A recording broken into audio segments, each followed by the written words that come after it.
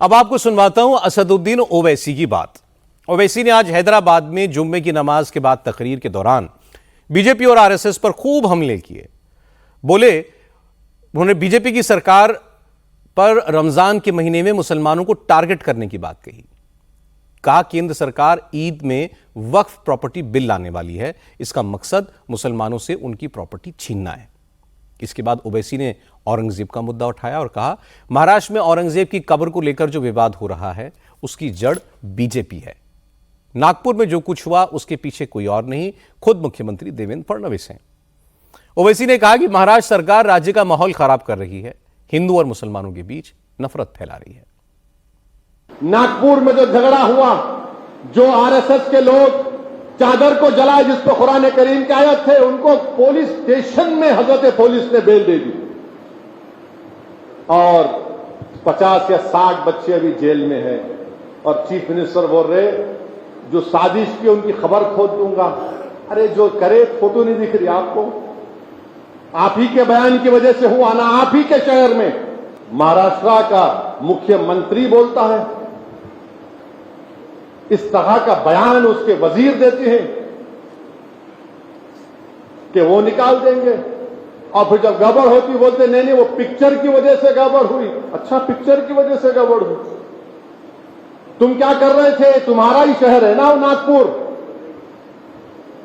और क्या किया इन्होंने? कुरान करीम की आयतें जिस चादर मुबारक पर तू जला दिया। दोपहर में जाकर कंप्लेन दिया गया कि एक्शन लो, और जाहिर है बाद में तशद्दुद हुआ, हम उसकी मजम्मत करते हैं, कंडेम करते हैं।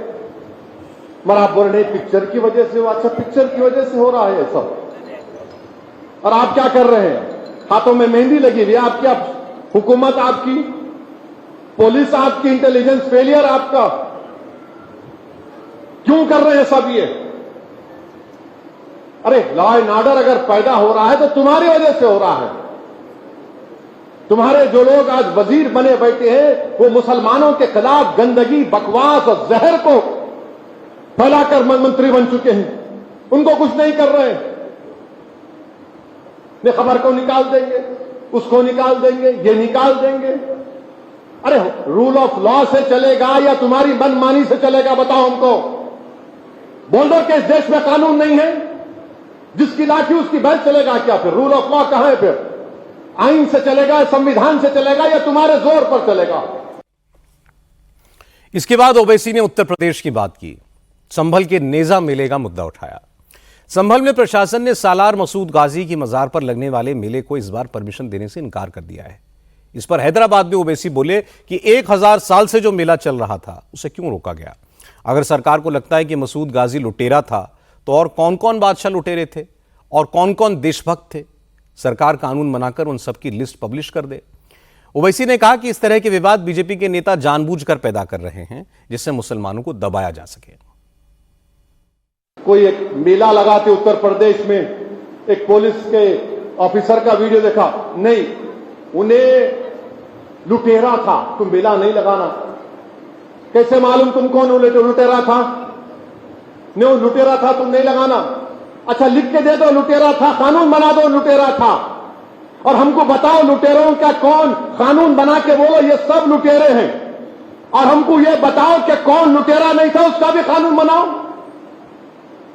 1000 साल से मेला होता है, बोले नहीं लुटेरे का मेला नहीं करना। कौन है तुम ये डिसाइड करने वाले? क्या BNSS में लिखा हुआ है लुटेरा?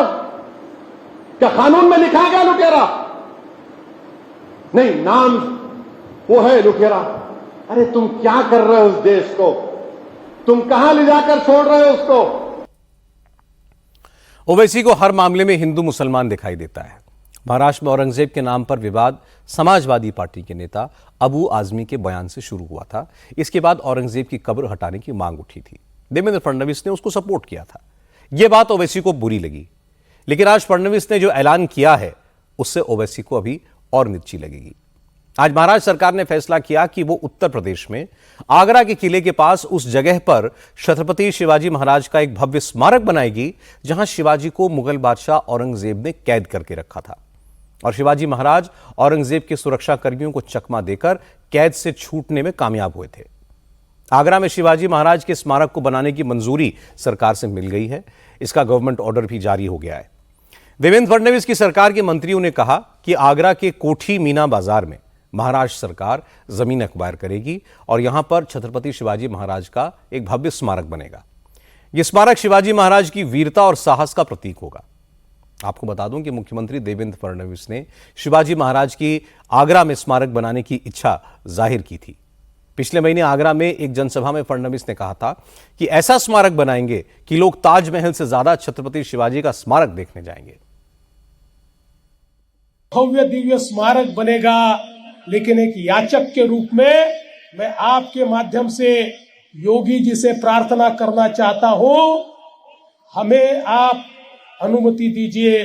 महाराष्ट्र की सरकार इसको अधिग्रहित करेगी, महाराष्ट्र की सरकार इसको एक्वायर करेगी और महाराष्ट्र की सरकार यहां पर एक छत्रपति शिवाजी महाराज का स्मारक तैयार करेगी। और मां कसम मैं बताना चाहता हूं, एक बार ये स्मारक बन गया तो आपके ताजमहल से ज्यादा लोग ये स्मारक देखने के लिए नहीं आए तो मेरा नाम बदल देना, मेरा नाम देवेंद्र फडणवीस नहीं बताऊंगा। आज देवेंद्र फडणवीस ने अपना वादा पूरा कर दिया। सरकार की तरफ से आदेश जारी होने के बाद महाराष्ट्र के टूरिज्म राज्य मंत्री इंद्रनील नाइक ने कहा कि आगरा में स्टैच्यू ऑफ यूनिटी जैसा एक भव्य स्मारक बनाया जाएगा ताकि शिवाजी महाराज की वीरता से आने वाली पीढ़ियां प्रेरणा ले सकें। इसमें बहुत दिनों से हम लोग यही सोच रहे थे कि छत्रपति शिवाजी महाराज का स्मारक एक आगरा में हो, उसके साथ ही एक मराठा पराक्रम शौर्य ऐसा एक पानीपत में हो। तो ये दो में से एक आज हमने पूरा कर दिया है। तो आगरा का निश्चित मुझे ऐसा लगता है कि जैसे स्टैच्यू ऑफ यूनिटी है जिसका बहुत भव्य ऐसा रूप है और जिसको टूरिस्ट बहुत अच्छी तरह के और उनके बारे में जान सकते हैं। सरकार के इस फैसले को महाविकास अघाड़ी के नेताओं ने भी सपोर्ट किया है, लेकिन साथ में सरकार से सवाल भी पूछे हैं।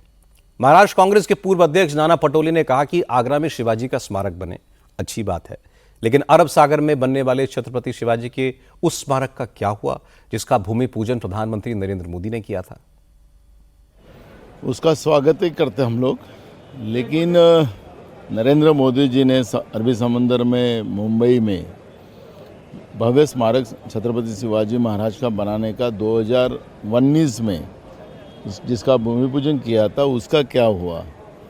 क्या ऐसी घोषणाएं कर कर छत्रपति शिवाजी महाराज के विचारों का अपमान करने का काम ये सरकार करेंगी? ये भी सवाल इसमें खड़ा होता है। और इसलिए ये सरकार को हम चिताना चाहते हैं कि जो घोषणाएं पहले की उसको भी पूरा किया जाए। कांग्रेस नेता नाना पटोले के आरोप पर महाराष्ट्र के गृह राज्य मंत्री योगेश कदम ने जवाब दिया। उन्होंने विपक्ष से इस मसले पर राजनीति न करने की अपील की और कहा कि अरब सागर में बनने वाला शिवाजी का स्मारक कुछ तकनीकी कारणों से पूरा नहीं हो पाया है, लेकिन शिवाजी महाराज से जुड़े तमाम दूसरी जगहों पर रेस्टोरेशन का काम जारी है। जिस कांग्रेस ने इतने सालों तक देश पे राज किया, महाराष्ट्र में उनकी इतने साल गवर्नमेंट थी, उन्होंने क्यों नहीं किया तभी? ये सवाल मैं उनसे पूछता हूँ। आज अगर महायुति की तरफ से अगर ये इनिशिएटिव लिया गया है तो मेरे ख्याल से इसकी प्रशंसा, जो अच्छा है उसकी प्रशंसा कीजिए ना, थोड़ा मन खुला रखिए आप। और छत्रपति शिवाजी महाराज जी का स्मारक अरबी समुद्र में होना था, बिल्कुल कोई टेक्निकल रीजन्स की वजह से नहीं हो पा रहा है, लेकिन जो स्वराज्य की राजधानी छत्रपति शिवाजी महाराज जी ने रायगढ़ में बनाई थी, उस रायगढ़ का रिस्टोरेशन आज हम कर रहे हैं। इतना बड़ा डिसीजन था, तो मेरे ख्याल से शिवाजी महाराज जी के जितने भी स्मारक थे या जितने भी फोर्ट थे उनका रिस्टोरेशन करना ये हमारे लिए प्रायोरिटी है। और जहाँ जहाँ पे छत्रपति शिवाजी महाराज का इतिहास में जो महत्वपूर्ण पड़ाव थे या फिर महत्वपूर्ण जगहें थी, वहाँ पे हम लोग स्मारक करने के लिए हमने इनिशिएटिव ले रहे हैं। आगरा की पहचान ताजमहल की वजह से है। जो टूरिस्ट आगरा जाते हैं वो ताजमहल के अलावा औरंगजेब का किला भी देखने जाते हैं। पास में फतेहपुर सीकरी है, वहां भी जाते हैं। लेकिन ये कोई नहीं जानता कि इसी आगरा में किले के पास एक गांव में औरंगजेब ने शिवाजी महाराज को नजरबंद किया था, जहां से छत्रपति शिवाजी महाराज आजाद होने में कामयाब रहे थे। यह हवेली बाद में एक सेठ ने खरीद ली थी, अब वो खंडर हो चुकी है।